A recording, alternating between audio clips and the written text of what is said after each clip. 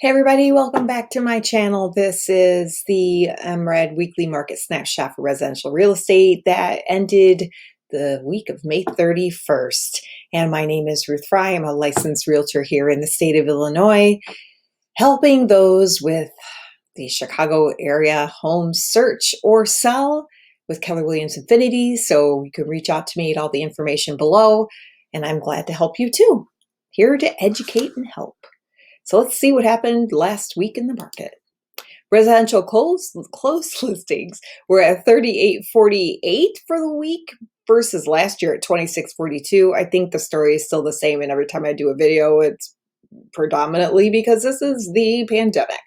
Last week, current year closed was 3192, so there were more closings coming up to the holiday week.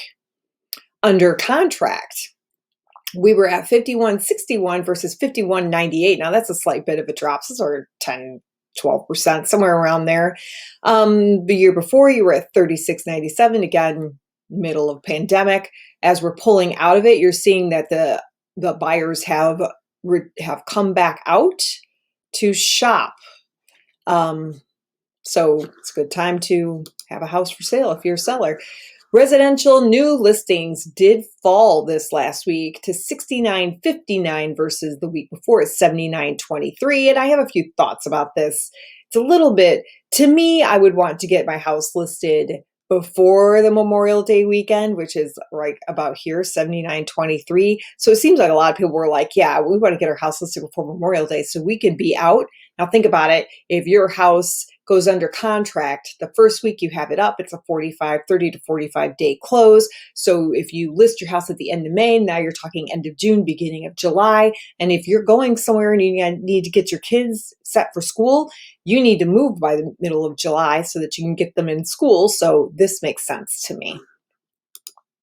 Residential rented listings, we were at 807 versus 837 the week before.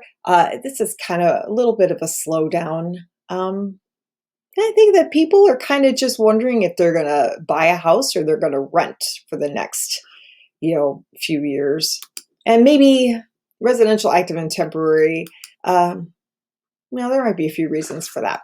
Residential open houses were significantly lower at 1766 versus the week before at 2839. Again, you've got the holiday week, and not a lot of people wanted people in their house looking around while they were getting ready to have a Memorial Day barbecue. Or maybe they just, told their agents, not this week. This is the impact of COVID-19 to real estate showings in MRED. Residential sold price. Here we go. Now we know the story just by if you've been watching these videos, which I hope that you have. But this is 292,500 versus 292. This is the same story that's been going on for a while. Residential sold listings are much higher. When you aggregate out maybe $500 or $1,000 or $5,000 over the course of 30 years, it doesn't seem like that big of a deal. But when you're starting to go from 239 to 292, that's like over $50,000. And you're like, well, there could be a little bit of a jolt there. Residential rented price. $1,700 is your going rate for rent on average. Last week it was $1,750. So we're around that $1,700 mark. That is a lot more than a lot of people pay for their mortgage. So I always suggest if you can afford it, purchase. If you, and when I say if you can afford rent for $1,700, you can probably find a house for $1,700 if your credit is decent. If it's not, let's start working on repair. Feel free to reach out to me. I can help you out with that. So that is the weekly update.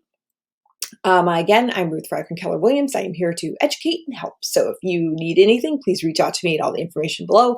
Like and subscribe for more content, and I will see you with the same type of video next week. I got other stuff coming up, so stay tuned.